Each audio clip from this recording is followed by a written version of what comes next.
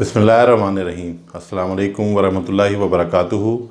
मैं मोहम्मद सलमान अमेजिंग चटखारा के एक नए एपिसोड के साथ आपकी खिदमत में हाज़िर हूँ। आज का एपिसोड मुनफरिद है। कोविड-19 यानी कोरोना की तबाहकारियों की वजह से आज ये एपिसोड हम आपके सामने लेकर आ रहे हैं।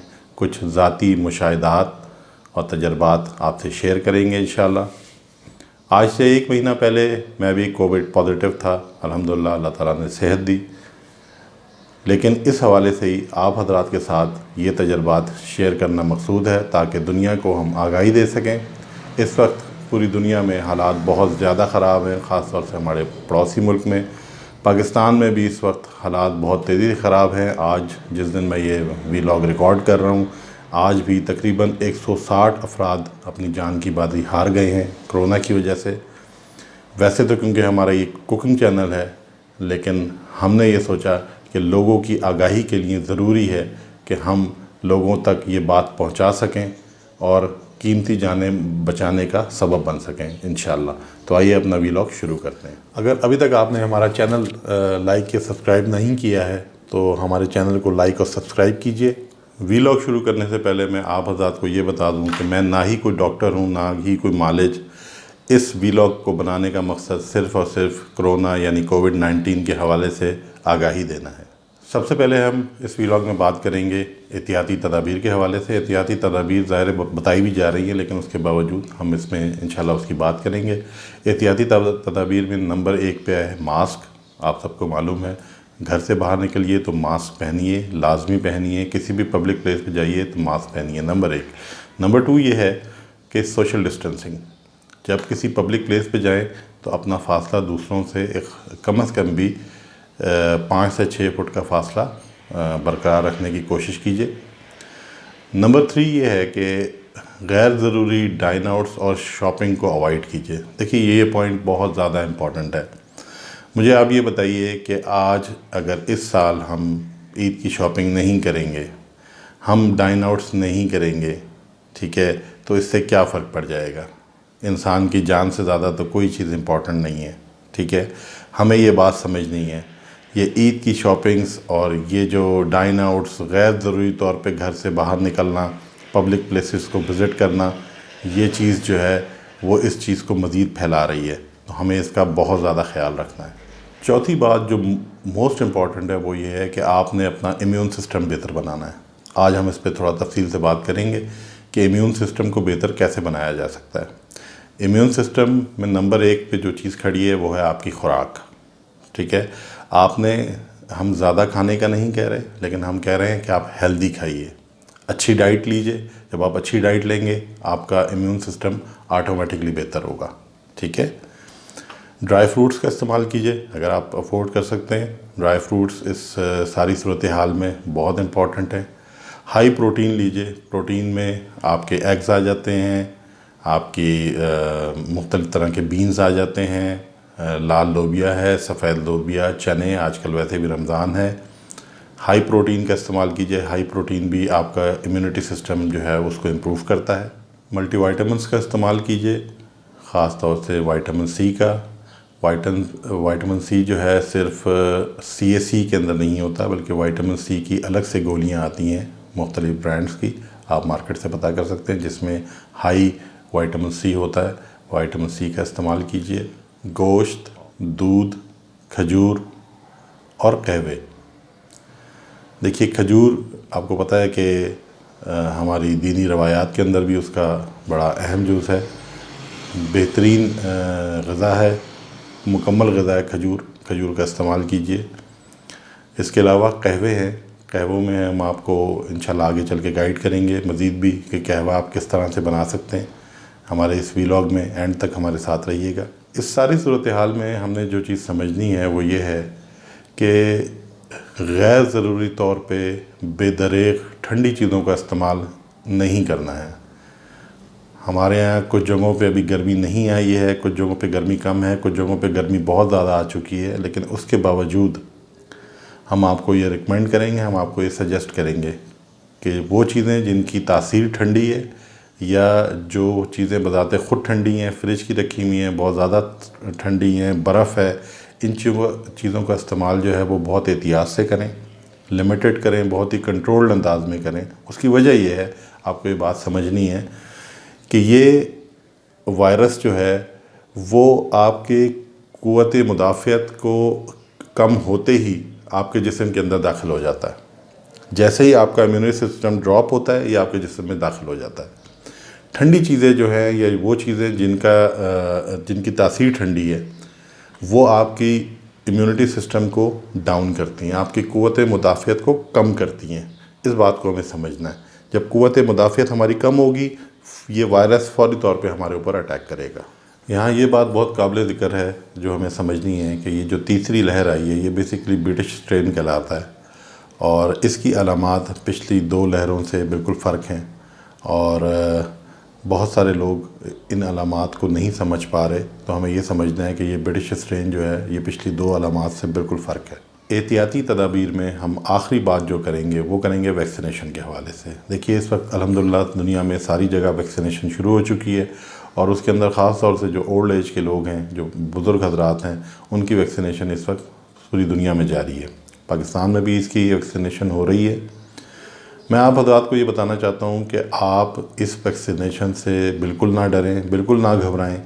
یہ جو متس مشہور ہو گئے ہیں، جو ریومرز آ گئے ہیں، ان ریومرز پہ، ان متس کے اوپر اپنے کان بالکل نہ دھریں۔ فوری طور پہ اپنے گھر کے بزرگوں کو ویکسینیشن کروائیں، یہ بہت امپورٹنٹ ہے۔ جیسے جیسے اس ویکسینیشن کا جو ایج کیڈر ہے وہ نیچے آتا جا رہا ہے، اس طرح سے لوگوں کو رش کرنا چاہیے، اور ان سینٹرز پہ جا کے جو گورنمنٹ نے بنائے ہوئے ہیں وہاں پر جا کے ویکسینیشن کروانی چاہیے، اور فوری طور پہ کروانی چاہیے۔ ویکسینیشن میں ڈیلے بالکل نہیں کرنا چاہیے، یہ موسٹ امپورٹنٹ بات ہے، ٹھیک ہے۔ ہمارے یہاں لوگ سمجھ رہے ہیں کہ اگر ہم گھروں میں رہیں گے تو ہم شاید اس سے بچ سکتے ہیں۔ گھروں میں رہنے سے بالکل احتیاط ضروری ہے، گھروں میں رہنے کی کوشش کرنی چاہیے، لیکن بزرگ حضرات کے حوالے سے میں یہ بات آپ حضرات کو پھر بتا دوں کہ دیکھیں، اگر بزرگ حضرات کے سامنے کوئی کیریئر آ گیا، یعنی کوئی نوجوان یہ وائرس لے کے گھر میں داخل ہو گیا، تو وہ بزرگ حضرات پھر نہیں بچ سکیں گے۔ تو یہ بات بہت امپورٹنٹ ہے کہ ان بزرگ حضرات کو پہلے سے ہی ویکسینیٹ کروا دیا جائے تاکہ وہ اس موذی بیماری سے بچ سکیں۔ میں یہاں آپ کو یہ بات بتاتا چلوں کہ میں نے الحمدللہ خود اپنی والدہ کی ویکسینیشن دونوں ڈوزز کروا چکی ہیں، اور وہ ماشاءاللہ بالکل ٹھیک ہیں، صحت مند ہیں الحمدللہ۔ تو اس لیے میں یہ بات آپ کو جو کر رہا ہوں ویکسینیشن کے حوالے سے، یہ بالکل وثوق سے بات کر رہا ہوں انشاءاللہ، ٹھیک ہے۔ تو آپ حضرات بھی ہمت کیجیے، اپنے گھر کے بزرگوں کو، بڑوں کو فوری طور پہ ویکسینیشن کروائیے۔ اب ہم آتے ہیں پرابلمز کے اوپر۔ پرابلمز کیا ہیں؟ پرابلم اس بیماری کے حوالے سے جو لوگوں میں رویے پائے جا رہے ہیں، میں اس کے حوالے سے بات کروں گا۔ Problem number 1، the most important, وہ ہے ڈینائل، یعنی کہ اس بیماری کا انکار کرنا۔ یہ ایک بہت بڑا پرابلم ہے، ٹھیک ہے۔ اس وقت ہو یہ رہا ہے کہ جب کوئی شخص اس بیماری میں مبتلا ہوتا ہے تو فوراً اس کے ذہن میں یہ آتا ہے کہ نہیں، مجھے تو کووڈ نہیں ہوا، میں تو کرونا کا شکار نہیں ہوا، یہ کوئی وائرل ہوگا، یہ کچھ اور ہوگا، یہ کوئی موسمی بخار ہوگا، تو نہیں مجھے نہیں ہوا۔ تو نمبر 1 جو پرابلم آ رہا ہے وہ ہے ڈینائل۔ نمبر 2 پرابلم ہے ٹیسٹ کا نہ کروانا یا ٹیسٹ کرانے میں تاخیر کرنا۔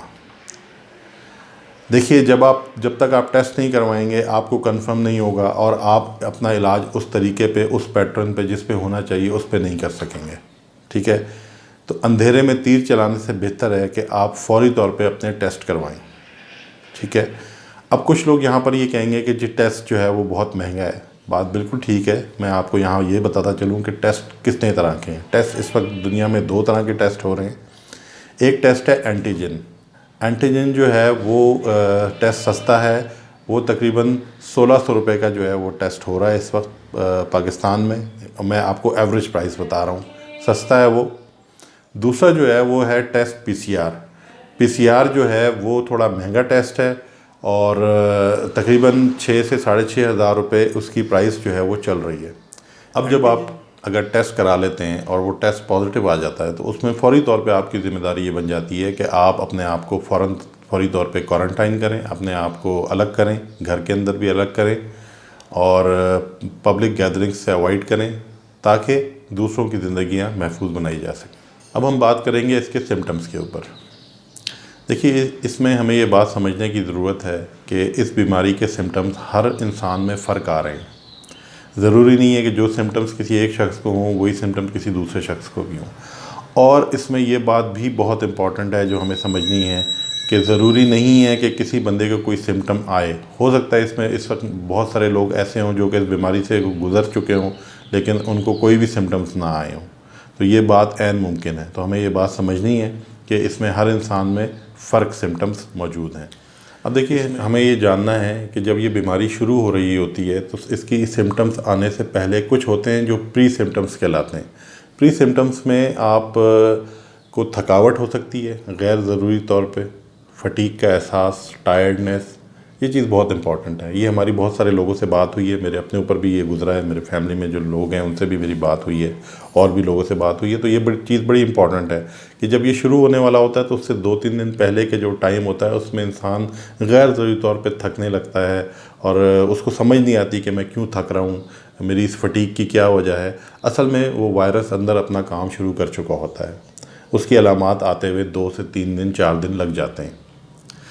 جہاں تک علامات کی بات ہے تو ظاہر ہے آپ سب جیسے کہ جانتے ہیں کہ اس میں جو بنیادی علامات میں سے جو چیزیں ہیں وہ ہے سب سے پہلے بخار ہے، بخار کے علاوہ نزلہ، کھانسی، گلا خراب، اور اس کے علاوہ نوزیا یعنی کہ دل کا متلانا اور موشن، پیٹ کا خراب ہو جانا۔ ہمیں یہاں یہ بات سمجھنی ہے کہ کسی بھی شخص کے اندر ان میں سے کوئی ایک علامت بھی ہو سکتی ہے اور تمام علامات جو میں نے آپ سے ڈسکس کی یہ ساری بھی ایٹ اے ٹائم بھی موجود ہو سکتی ہیں۔ اب ہم نے یہاں پر یہ بات کریں گے کہ اگر کسی شخص میں یہ علامات ظاہر ہونا شروع ہو جاتی ہیں تو اس کو کرنا کیا ہے۔ دیکھیے اس میں یہ ہے کہ آپ زیادہ سے زیادہ 2 دن انتظار کرنے کے بعد فوری طور پہ آپ اپنا ٹیسٹ کروائیں۔ یہ چیز بہت امپورٹنٹ ہے، یہ آپ کے گھر والوں کے لیے موسٹ امپورٹنٹ ہے کہ آپ اپنا ٹیسٹ ایٹ ارلیسٹ کرائیں۔ ٹیسٹوں کے بارے میں ہم آپ کو پیچھے بتا چکے ہیں۔ اس کے بعد سب سے پہلے ٹیسٹ پازیٹیو آنے کے بعد ہم نے کیا کرنا ہے، ہم نے سب سے پہلے اپنے پیدا کرنے والے یعنی اپنے اللہ سے ہم نے مدد مانگنی ہے۔ سورہ رحمان سننے کا کم از کم دن میں 2 سے 3 دفعہ اپنی عادت بنائیے گا۔ اس دوران سورہ رحمان کو سنیے، انشاءاللہ اللہ اس کی برکت سے آپ کو شفا دے گا، اور اللہ سے دعا بھی مانگیے۔ دوسرے نمبر پہ جو موسٹ امپورٹنٹ چیز ہے وہ یہ ہے کہ شرعی رقیہ یعنی کہ شرعی دم کا سننا۔ آپ میں سے بہت سے حضرات شرعی رقیہ کے بارے میں جانتے ہوں گے، جو نہیں جانتے ان کو میں مختصر بتا دیتا ہوں۔ شرعی رقیہ یہ قرآنی آیات پہ مشتمل آیات شفا ہیں اور دم کی آیات ہیں۔ انٹرنیٹ پہ، یوٹیوب پہ اس کی آڈیوز اور ویڈیوز موجود ہیں، وہاں سے آپ اس کو ڈاؤن لوڈ کر کے اور اس کو آپ سن سکتے ہیں۔ سورہ رحمان کے ساتھ ساتھ شرعی رقیہ کے سننے کا بھی اہتمام کیجیے۔ شرعی رقیہ کے حوالے سے میں آپ کو ایک چیز آپ سے اور بھی شیئر کرتا چلوں کہ یہ شرعی رقیہ عام حالات میں بھی عام بیماریوں کے لیے، نظر، حسد، جادو، بلائیات، ان سے اپنے آپ کو محفوظ رکھنے کے لیے بھی سنا جاتا ہے۔ تو آپ عام دنوں میں بھی اس کو سننے کی روٹین بنائیں گے تو انشاءاللہ آپ کا اس سے فائدہ ہوگا۔ اس کے بعد جو موسٹ امپورٹنٹ چیز ہے وہ ہے اسٹیم۔ دیکھیے اسٹیم بہت زیادہ امپورٹنٹ ہے، ٹھیک ہے۔ اگر آپ کے گھروں میں اسٹیمر نہیں ہے، اب آپ اسٹیمر خرید بھی سکتے ہیں۔ چائنیز اسٹیمر آ گئے ہیں، 700-800-900 روپے، 1000 روپے کے اندر آرام سے آپ کو چھوٹا اسٹیمر مل جاتا ہے۔ اگر وہ نہ بھی ہو تب بھی آپ ایک اسٹیل کے دیچکے میں یا کسی میں یہ کام کر سکتے ہیں کہ اس میں پانی بوائل کر کے اور وہاں سے آپ اسٹیم لے لیں، ٹھیک ہے۔ تو یہ بات موسٹ امپورٹنٹ ہے کہ جب آپ اسٹیم لیں گے تو یہ وائرس سب سے پہلے آپ کے ناک اور گلے کے اندر موجود ہوتا ہے۔ اگر آپ ٹائملی اپنی اسٹیم شروع کر دیں گے، جیسے ہی آپ کو سمٹمز آتے ہیں اگر آپ اسٹیم شروع کر دیتے ہیں تو انشاءاللہ اس سے امید ہے کہ آپ کے سمٹمز جو ہیں وہ سویئر نہیں ہوں گے، اور موسٹ پروبیبلی یہ جو وائرس جو ہے یہ گلے یا ناک کے اندر ہی ختم ہو جائے گا اس اسٹیم کی وجہ سے۔ اگر آپ کو کھانسی شروع ہو جائے تو کھانسی کے اندر فوری طور پہ کوئی اچھا کف سرپ لیجئے۔ اگر پھر بھی کنٹرول نہ ہو تو اس کے ساتھ آپ اپنے آپ کو نیبولائز کریں۔ نیبولائزرز عموماً گھروں میں موجود ہوتے ہیں، اگر نہیں ہے تو آپ اپنے کسی جاننے والے سے وہ نیبولائزر حاصل کیجئے اور اس کو اپنے آپ کو نیبولائز کیجئے۔ ڈرائی فروٹس جو ہیں وہ یہاں پر بہت ہی امپورٹنٹ رول پلے کرتے ہیں، آپ کی امیونٹی بوسٹر ہوتے ہیں۔ آپ کی امیونٹی بوسٹ ہوگی ڈرائی فروٹس پہ۔ اچھا، ڈرائی فروٹس کو سمجھنے کی یہ ضرورت ہے کہ بعض لوگ یہ سمجھتے ہیں کہ دن میں اگر ہم 2-4 بادام کھا لیں، 2-4 پستے کھا لیں یا 2-4 اخروٹ کھا لیں تو اس سے ہمارا گزارا ہو جائے گا۔ نہیں، یہاں میں آپ حضرات کو یہ واضح طور پہ بتا دینا چاہتا ہوں کہ کم از کم بھی 15 گھنٹوں کے اندر آپ نے 100 سے 150 گرام ڈرائی فروٹ جو ہے وہ کھانا ہے کم از کم، اگر آپ افورڈ کر سکتے ہیں۔ اس کی آسان سی بات یہ ہے کہ اس کو ایک مٹھی بھر کے اپنے پاس رکھیے اور تھوڑی تھوڑی دیر میں اس کا استعمال کرتے رہیے۔ جوشاندے کا استعمال کیجئے، جوشاندہ انسٹنٹ جوشاندہ مارکیٹ میں عام اویلیبل ہے، وہ منگا کے رکھ لیجئے اپنے گھر میں۔ کم از کم بھی دن میں 2 ٹائم جوشاندے کا استعمال لازمی کیجئے۔ جوشاندہ آپ قہوے کے اندر بھی شامل کر سکتے ہیں۔ قہوہ آپ کیسے بنائیں گے؟ قہوہ اس کے لیے عام قہوہ نہیں بنے گا، اس کے لیے اسپیشل قہوہ بنتا ہے۔ اس کے انگریڈینٹس آپ نوٹ کیجئے۔ آپ ادرک ڈالیں گے، آپ ملیٹھی ڈالیں گے، آپ دار چینی ڈالیں گے، آپ لونگ ڈالیں گے، آپ بڑی الائچی کا بھی استعمال کر سکتے ہیں۔ یہ ساری چیزیں جو ہے وہ آپ نے یہ کرنا ہے کہ ایک پین میں لے کے اس کو بوائل کرنا ہے۔ کم از کم بھی 5 سے 10 منٹ ان چیزوں کو اچھی طرح پکائیں تاکہ ان کا ایکسٹریکٹ جو ہے پانی کے اندر اچھے سے شامل ہو جائے۔ اور اس کے بعد اس کے اندر اگر آپ کوئی گرین ٹی شامل کرنا چاہتے ہیں ٹیسٹ کے لیے تو وہ بے شک وہ شامل کر دیجئے، یا جوشاندہ شامل کرنا چاہتے ہیں تو وہ کر دیجئے۔ اس کے بعد اس قہوے کا استعمال کیجئے دن میں کم از کم بھی 2 دفعہ۔ اس کے بعد باری آتی ہے یخنی کی۔ بکرے کی یا دیسی مرغی کی یخنی یا چکن کی یخنی کا استعمال کیجئے۔ یخنی بنانی کیسے، مختصر آپ کو وہ بھی بتا دیتے ہیں کیونکہ آپ کو پتہ ہے ہمارا کوکنگ چینل ہے۔ یخنی میں آپ ڈالیں گے ادرک کا 1 پیس، ہلدی اور ثابت گرم مسالہ اور نمک۔ یہ ڈال کے بہت اچھے سے اس کو کم از کم بھی 1 ڈیڑھ 2 گھنٹے اس کو پکائیے۔ اس کا خوب سارا عرق جو ہے اس گوشت کا وہ پانی میں شامل ہو جائے، اور اس کے بعد اس یخنی کا کم از کم بھی دن میں 2 سے 3 دفعہ آپ لازمی استعمال کیجئے۔ یہ آپ کو طاقت بخشے گی اور آپ کا امیونٹی سسٹم جو ہے اس کو انہانس کرے گی۔ اب ہم بات کریں گے دودھ، ہلدی کی اور شہد۔ یہ تینوں چیزیں بہت ہی شفا بخش ہیں۔ دودھ، ہلدی اور شہد تینوں چیزوں کو بے شک ملا لیجئے۔ اور ہلدی کے بارے میں آپ کو یہ گزارش کروں گا کہ کوشش کیجئے کہ کسی قریبی پنسار سے اپنے سامنے ثابت ہلدی پسوائیں، کیونکہ بازار میں ملنے والی ہلدی کے بارے میں اس کی افادیت کے بارے میں ہم نہیں کہہ سکتے کہ اس کی کیا افادیت ہے۔ بہتر یہ ہے کہ خالص ہلدی ہو آپ کے پاس، اور اس میں آپ 1/4 ٹی اسپون 1 کپ دودھ کے اندر شامل کیجئے۔ اگر آپ دودھ کے ساتھ اس کو نہیں لینا چاہتے تو آپ پانی میں مکس کر کے اور شہد کے ساتھ اس ہلدی کو لے لیجئے۔ اب میں آپ کے ساتھ شیئر کرنے لگا ہوں ایک بہت امپورٹنٹ چیز، ایک بہت امپورٹنٹ جڑی بوٹی، اس کا نام ہے قسط۔ قسط البحری، قسط الہندی، قسط الشیری، مختلف ناموں سے یہ پنسار سے آپ کو مل جائے گی۔ یہ آپ نے ثابت نہیں لینی بلکہ اس کو پاؤڈر شیپ میں لینا ہے۔ پنسار سے آپ کہیں گے وہ آپ کو پیس بھی دے گا، پسی ہوئی شکل میں آپ نے لینی ہے۔ اس کو آپ نے شہد کے ساتھ لینا ہے، ٹھیک ہے۔ آپ اس کے ساتھ گرم پانی کے اندر اس کو مکس کر کے بھی لے سکتے ہیں، گرم پانی اس کے بعد بھی پی سکتے ہیں۔ اس کی جو خوراک ہے وہ 1 ٹی اسپون ہے جو آپ نے دن میں کم از کم بھی 1 دفعہ لینی ہے۔ اور اس میں قسط کے بارے میں آپ کو یہ بتا سکوں کہ یہ بخاری کے اندر، صحیح بخاری کے اندر مستند احادیث اس جڑی بوٹی کے بارے میں موجود ہیں۔ آپ صلی اللہ علیہ وسلم نے اس کے بارے میں کئی ارشادات فرمائے ہیں۔ مسند احمد میں بھی اس کے حوالے سے روایات موجود ہیں۔ تو یہ بہت ہی اتھینٹک چیز ہے، میں اس کو ذاتی طور پہ استعمال کر چکا ہوں، بہت ہی اس کی افادیت ہے۔ اور اس کا جو اصل فنکشن ہے وہ یہ ہے کہ یہ ایک تو آپ کے گلے کو سودنگ افیکٹ دیتا ہے، گلا صاف رکھتا ہے، اور جو مین امپورٹنٹ چیز ہے وہ یہ ہے کہ یہ آپ کے سینے پہ سے بلغم کو اکھاڑ کے یہ باہر نکالتا ہے۔ یہ اس کا مین چیز ہے۔ اس وقت جو لوگ کی زیادہ اس وقت جو ہلاکتیں ہو رہی ہیں، جو لوگ جاں بحق ہو رہے ہیں بیچارے، ان کا پرابلم یہ ہے کہ وہ کووڈ نمونیے سے جاں بحق ہو رہے ہیں۔ کووڈ نمونیے میں کیا ہو رہا ہے کہ ان کے سینے پہ یعنی کہ لنگس پہ بلغم یعنی کہ میوکس جو ہے وہ جمع ہو جاتا ہے، جس کی وجہ سے ان کو سانس لینے میں دشواری ہوتی ہے۔ تو قسط اگر آپ استعمال کریں گے تو ایک تو اس سے یہ ہوگا کہ وہ بلغم اندر جمنے نہیں پائے گا اور جسم اس کو نکال کے باہر پھینکتا جائے گا۔ اب آپ کو ہم بتاتے ہیں کھجور کے شیک کے حوالے سے۔ کھجور کا شیک بہت طاقتور ہے، اس کا استعمال کیجئے۔ وہ کیسے بنانا ہے مختصر سا جلدی سے بتا دیتا ہوں۔ کچھ کھجوریں لیجئے، اگر آپ 1 گلاس بتا رہے ہیں اس کا نام بتا دیتا ہوں آپ کو۔ 4 سے 5 کھجوریں لے لیجئے، بلینڈر میں ڈالیے، 1 کپ دودھ ڈالیے، کچھ میٹھا اگر آپ ایڈ کرنا چاہتے ہیں اس میں کچھ میٹھا اپنے حساب سے ایڈ کر لیجئے، اور کچھ ڈرائی فروٹس اس کے اندر شامل کر دیجئے۔ ان کو بلینڈ کیجئے، اچھے سے بلینڈ کیجئے، خوب اچھا سا چلائیے۔ بہترین طاقتور کھجور کا شیک آپ کا انشاءاللہ تیار ہو جائے گا۔ دوسرے نمبر پہ آتا ہے انڈے کا شیک۔ ایک تو یہ کہ انڈوں کا استعمال بھی اس دوران آپ کریں، اس میں پروٹین ہے، طاقت بھی دے گا اور آپ کا امیونٹی بوسٹر ہے۔ انڈوں کا شیک آپ لے سکتے ہیں۔ انڈے اگر آپ کھانے مشکل ہوتے ہیں تو انڈے کا شیک لے لیجئے۔ اس کا طریقہ یہ ہے کہ 1 کپ دودھ میں 1 یا 2 انڈے شامل کر دیجئے اور اس کو اچھے سے بلینڈ کیجئے۔ اس کے اندر حسب ذائقہ کچھ میٹھا شامل کرنا چاہیں، فلیور اگر آپ اس میں ایڈ کرنا چاہیں تو اس میں ونیلا فلیور ایڈ کر لیجئے، یا اگر آپ کے گھر میں کوکو پاؤڈر ہے کوکو پاؤڈر ڈال لیجئے۔ اس سے یہ فائدہ ہوگا کہ آپ کے یہ بہت اچھا سا بہت مزے کا ایگ شیک یعنی انڈوں کا شیک تیار ہو جائے گا۔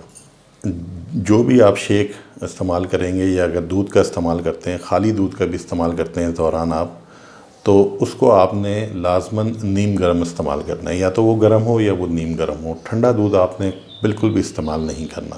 ہم یہ باتیں آپ کو کس لیے بتا رہے ہیں، یہ خوراک کا استعمال کس لیے بتا رہے ہیں؟ اس لیے کہ اس بخار کو آپ عام بخار مت سمجھیے گا، اس بیماری کو عام بیماری مت سمجھیے گا۔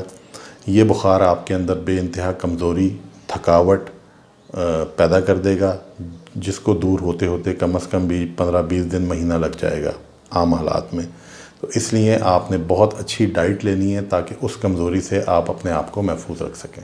ہم آپ کو ریکمینڈ یہ کریں گے کہ آپ خالی دودھ کا استعمال نہ کریں، کیونکہ خالی دودھ جو ہے وہ بلغم پیدا کرتا ہے، ریشہ پیدا کرتا ہے۔ اس لیے بہتر ہے کہ اس کو اس طریقے سے لے لیا جائے جیسے کہ ہم نے آپ سے بیان کیا، اور اس کو نیم گرم یا گرم صورت میں اس کو استعمال کیا جائے۔ ایک موسٹ امپورٹنٹ چیز جو ہم آپ کو پہلے بھی بتا چکے ہیں، دوبارہ یہاں ریپیٹ کر دیتا ہوں کہ ٹھنڈی چیزیں یا وہ چیزیں جن کی تاثیر ٹھنڈی ہے وہ آپ نے اس بیماری کے دوران بالکل بھی نہیں کرنی۔ دہی کا استعمال آپ نے بالکل نہیں کرنا۔ تربوز، خربوزے یا تخم مرنگا یا اور کوئی بھی ایسی چیز جس کی تاثیر ٹھنڈی ہو، آپ نے اس کا استعمال نہیں کرنا۔ یہاں پر ہمیں یہ بات سمجھنی ہے کہ ہماری ریکوری کے اندر جہاں میڈیسن ضروری ہے اس کا 50%، 50% اس کا کردار ہے، اسی طرح 50% جو ہے رول وہ ہماری خوراک کا ہے۔ اب ہم آتے ہیں میڈیسن کے اوپر، جو کہ ظاہر ہے اپنی جگہ بہت امپورٹنٹ ہے، آپ نے کیا میڈیسن استعمال کرنی ہے۔ ہم آپ کو جنرل میڈیسنز بتا رہے ہیں، لیکن آپ نے یہ میڈیسنز اپنے ڈاکٹر سے بھی آپ ڈسکس کر سکتے ہیں۔ پیناڈول ہے، پیناڈول آپ نے سمپل والی پیناڈول لینی ہے جو کہ عموماً بلو کلر میں آتی ہے۔ پیناڈول ایکسٹرا جو ریڈ کلر میں آتی ہے، ریڈ اسٹرپ میں، وہ آپ نے استعمال نہیں کرنی۔ آپ نے بلو پیناڈول جو بلو اسٹرپ میں آتی ہے وہ پیناڈول کم از کم بھی اگر آپ ایڈلٹ ہیں تو آپ نے 2 پیناڈول استعمال کرنی ہے دن میں 3 دفعہ، یعنی اور اس کا اگر آپ کو بخار زیادہ ہے تو اس کا دورانیہ آپ نے جو اس کا وقفہ رکھنا ہے وہ کم از کم بھی 4 گھنٹے کا وقفہ کم از کم ہونا چاہیے پیناڈول کا۔ آپ پیناڈول کھائیے، بخار اترے گا، پھر دوبارہ چڑھے گا، تو آپ نے اس کا استعمال جو ہے وہ کرتے رہنا ہے 4 گھنٹے کے فرق سے۔ بخار کے حوالے سے ہم آپ کو یہ بتاتے چلیں کہ آپ نے کوشش یہ کرنی ہے کہ آپ کو بخار زیادہ نہ ہو۔ جو اٹینڈنٹس ہیں ان کو بھی یہ چاہیے کہ اپنے مریض کا بخار زیادہ نہ ہونے دیں۔ بخار زیادہ ہونے کی صورت میں پٹیاں رکھیں، اس کو کہیں کہ اگر وہ ہمت کر سکتا ہے نہا لے، واش روم میں بیٹھ کے، باتھ روم میں بیٹھ کے شاور لے لے، اپنے جسم کو ٹھنڈا رکھے۔ اس کے علاوہ ایک بخار اتارنے کا ایک ٹوٹکا یہ بھی ہے کہ بازار میں اسپرٹ عام مل جاتا ہے۔ اسپرٹ ایک روئی کا یا گوز لے کے، اور اس کی تقریباً ایک چھوٹی سی بال اس سائز کی آپ بنا لیں، زیادہ بڑا نہیں بنانا۔ وہ 2 بالز بنا کے آپ بغلوں کے اندر اسپرٹ کو بھگوئیں، ان روئی کے پھایوں کو یا گوز کو اسپرٹ کے اندر بھگوئیں اور دونوں بغلوں کے اندر رکھ دیں۔ اس کے رکھنے سے فوری طور پہ بخار جو ہے وہ 2 سے 4 منٹ کے اندر بخار اتر جاتا ہے۔ اس اسپرٹ والی تھیراپی کرنے سے اگر بخار فوری نہ بھی اترے تو کم از کم 1-2 ڈگری کا اس میں لازمی فرق پڑ جاتا ہے، اور جو بخار زیادہ ہونے سے جو گھبراہٹ انسان کے اوپر ہو رہی ہوتی ہے اس گھبراہٹ کے اندر بھی کمی آ جاتی ہے۔ اگلی میڈیسن ہے وائٹامن سی۔ وائٹامن سی کے بارے میں ہم آپ کو پہلے بھی بتا چکے ہیں کہ CAC کے علاوہ آپ وائٹامن سی کی الگ سے ٹیبلٹس بھی مختلف برانڈس کی مل جاتی ہیں۔ آپ نے وائٹامن سی کا استعمال جو ہے وہ رکھنا ہے بہت زیادہ، یہ بہت امپورٹنٹ ہے، امیونٹی بوسٹر ہے آپ کے لیے۔ اس کے علاوہ جو چیز ہم آپ کو کے ساتھ شیئر کرنا چاہتے ہیں وہ یہ ہے کہ آپ نے جو میڈیسن لینی ہے اس میں ایک میڈیسن ہے ایزیتھرومائسین۔ مختلف برانڈس سے، یہ میں آپ کو اس کا جنرک بتا رہا ہوں، وہ مختلف برانڈ کے ساتھ مارکیٹ میں اویلیبل ہے۔ ایزیتھرومائسین एज़िथ्रोमाइसिन बेसिकली एंटी बायोटिक है। एक चीज़ आपको ये समझनी है कि ये वायरल बुखार है, यानी कि वायरस की वजह से है, तो इसके अंदर एंटी बायोटिक उस तरह से फ़ायदा नहीं करती डायरेक्टली, ये उसका डायरेक्टली इलाज नहीं है। एज़िथ्रोमाइसिन एक सपोर्टिंग मेडिसिन है जो कि इस इलाज के दौरान डॉक्टर प्रिस्क्राइब करते हैं। इसके अलावा आपने मल्टीविटामिन का इस्तेमाल करना है। अच्छा मल्टीविटामिन ख़रीदिए जो कि आपका इम्यूनिटी बूस्टर बनेगा इंशाल्लाह। इसके अलावा मोस्ट इम्पॉर्टेंट चीज़ ये है कि आपने विटामिन डी का इस्तेमाल करना है। विटामिन डी के इंजेक्शंस और कैप्सूल्स मार्केट में आम मिल जाते हैं। अगर आपको इंजेक्शन मिलता है तो उसको तोड़ के और चम्मच में लेके आप उसको पी लीजिए, अगर कैप्सूल मिलता है तो आप वो ले लीजिए। अच्छा, इसमें आपने ये रखना है कि आपने कम से कम विटामिन डी का इस्तेमाल कम से कम भी 1 महीने में 1 महीना ज़रूर करना है। इसकी खुराक जो है वो ये है कि आपने वो इंजेक्शन या कैप्सूल हफ्ते में 1 दफ़ा लेना है। ये मोस्ट इम्पॉर्टेंट है, हफ्ते में 1 दफ़ा से ज़्यादा ये नहीं लेना आपने। अगर आपको खांसी है तो जैसे कि हमने पहले भी आपको बताया है कि आप कोई अच्छा सा कफ सिरप लीजिए उसके साथ। इसके अलावा एक चीज़ मार्केट में आती है म्यूकुलेटर के नाम से, वो म्यूकुलेटर हम आपको दिखा भी देते हैं कि साशे आ रहे हैं आजकल, फ्लेवर्ड साशे हैं बहुत अच्छे, उसका इस्तेमाल कीजिए। वो इस वक्त गो के मार्केट में शॉर्ट है, लेकिन कोशिश कीजिए कि आपको किसी मेडिकल स्टोर से मिल जाए। म्यूकुलेटर जो है वो बहुत ही ज़बरदस्त मेडिसिन है और ये इसका इस्तेमाल आपने दिन में 3 दफ़ा करना है, सुबह दोपहर शाम।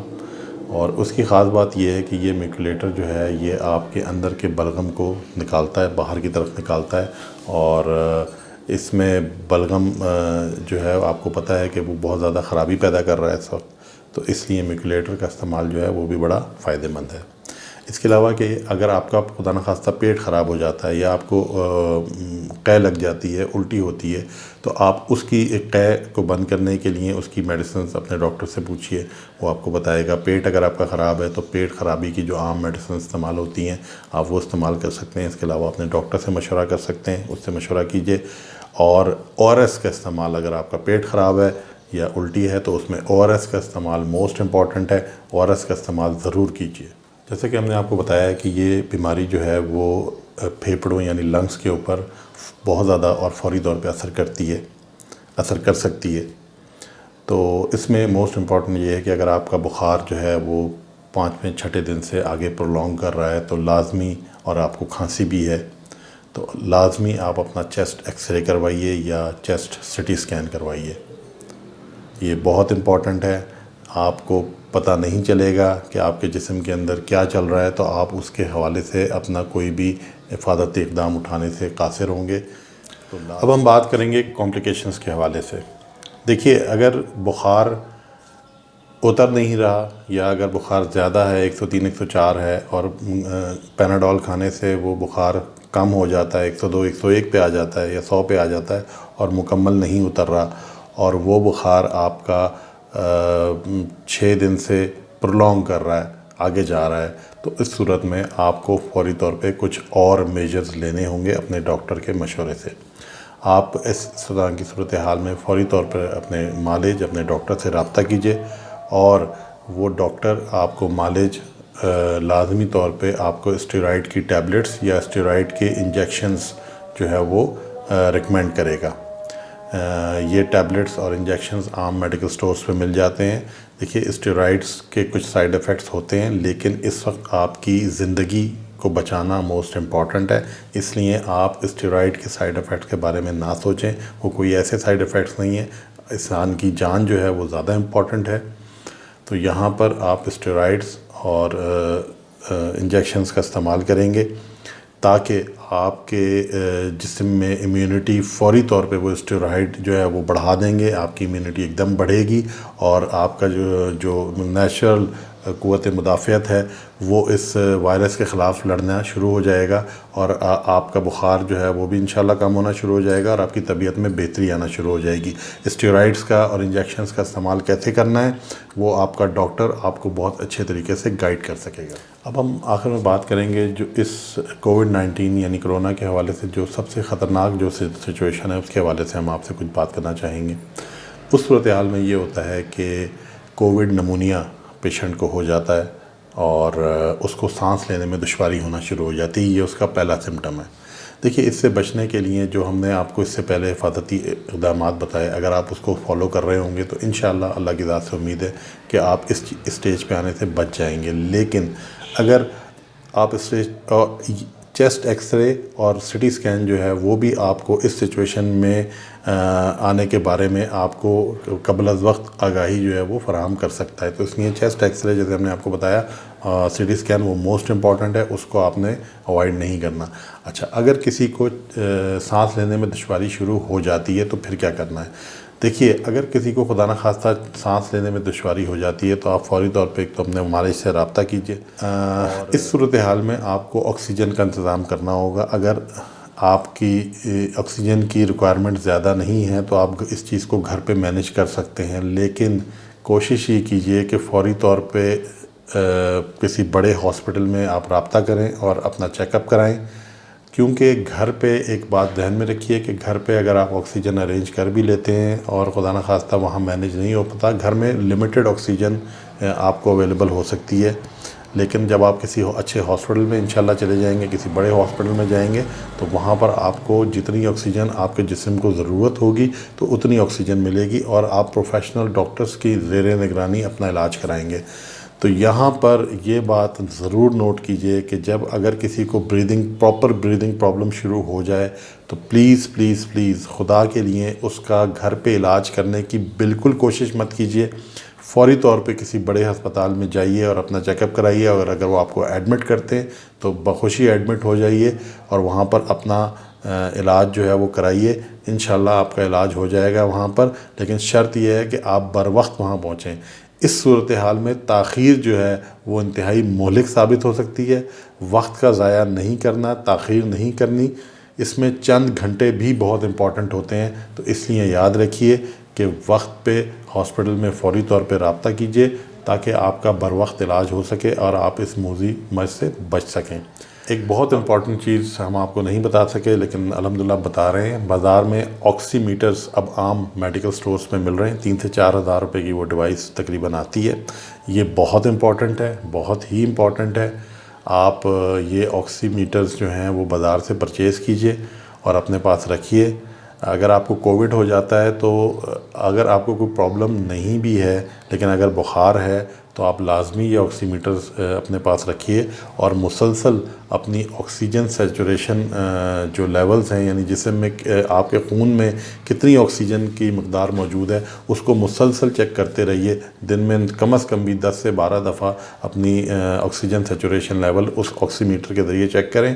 آکسی میٹر کا استعمال بہت آسان ہوتا ہے، کوئی بھی انسان آرام سے اس کا استعمال کر سکتا ہے، تو اس لیے آکسی میٹر کو ضرور پرچیز کیجئے اگر آپ کر سکتے ہیں تو یہ بہت۔ اس آکسی میٹر سے آپ بر وقت یہ جان سکیں گے کہ آپ کی سیچوریشن لیولز جو ہیں کہیں ڈراپ تو نہیں ہو رہے، اور وہ ایک بہت بالکل چھوٹا سا اس سائز کا وہ ایک آلہ آتا ہے جو کہ آپ اپنی انگلی کے اندر چٹکی نما وہ اپنی انگلی پہ آپ لگاتے ہیں اور وہ فوری طور پہ آپ کی پلس یعنی آپ کا ہارٹ ریٹ کتنا ہے اور آپ کی آکسیجن سیچوریشن لیولز کیا ہے، یہ فوری طور پہ وہ آپ کو بتا دیتا ہے۔ یہاں پر ایک چیز بہت امپورٹنٹ یہ ہے کہ بچوں کے حوالے سے لوگ عموماً پریشان ہوتے ہیں، لیکن آپ کو میں یہ بتا دوں کہ بچوں کے حوالے سے آپ کو احتیاط ضرور کرنی چاہیے، لیکن بچوں کے حوالے سے آپ بالکل پریشان نہ ہوں۔ الحمدللہ یہ بیماری جو ہے وہ بچوں کو اس طرح سے افیکٹ نہیں کر رہی ہے اور بچوں میں اس کے وہ اثرات نہیں ہیں۔ ان کا الحمدللہ بچوں میں اپنا امیونٹی سسٹم بہت اسٹرانگ ہوتا ہے، تو اگر ان کو یا تو اثرات اس کے آئیں گے نہیں، یا اگر آئیں گے تو بہت ہلکے سے اثرات ہو کے اور الحمدللہ ختم ہو جائیں گے۔ سویئر کنڈیشنز جو ہیں وہ 12 سال سے کم عمر بچوں میں الحمدللہ ابھی تک نہیں دیکھی گئی ہیں۔ اثرات آتے ہیں، ان کو ہلکی کھانسی ہو جائے گی، شاید ہلکا سا بہت معمولی سا بخار ہو اور ایک آدھ دن ہو کے وہ ختم ہو جائے گا، یا ہوتا جیسے ان کو ایک فلو ٹائپ کی کیفیت ہو اور یا کھانسی ہو ہلکی پھلکی، تو لیکن یہ ہے کہ احتیاط رکھنی ہے آپ نے، لیکن یہ ہے کہ اس میں انشاءاللہ امید ہے کہ پریشانی والی بات بچوں کے حوالے سے نہیں ہے۔ کووڈ نمونیا کے حوالے سے آپ کو 2 امپورٹنٹ ایکسرسائزز میں یہاں پر بتاتا چلوں، آپ اپنے پیشنٹس کو کروائیے۔ اس میں یہ ہے کہ ایکسرسائز نمبر 1 یہ ہے کہ سیمی سجدہ پوزیشن کے اندر آپ زمین کے اوپر یا اپنے بیڈ کے اوپر بیٹھ جائیے اور ناک سے سانس لیں اور آپ کا جو ہے وہ کمر جو ہے وہ اٹھی بھی ہو اور سر آپ کا بالکل سجدے کی پوزیشن سے تھوڑا سا اوپر ہو. ناک سے سانس لیجئے اور منہ سے زور سے باہر نکالیے کھانسی کرتے ہوئے. تو اس سے ہوگا اس ایکسرسائز سے کہ آپ کا جو لنگس پہ اگر کوئی بلغم یا میوکس موجود ہے تو وہ انشاءاللہ باہر آ جائے گا. نمبر 2 ایکسرسائز یہ ہے کہ خاص طور سے یہ کووڈ نمونیا کے پیشنٹس کے لیے ہے کہ ان کو آپ پیٹ کے بل لٹا کے اور ان کی کمر جو ہے وہ اس طرح سے ٹیپ کریں، اس کو تھپ تھپائیں، تھوڑا زیادہ سا تھپ تھپائیں.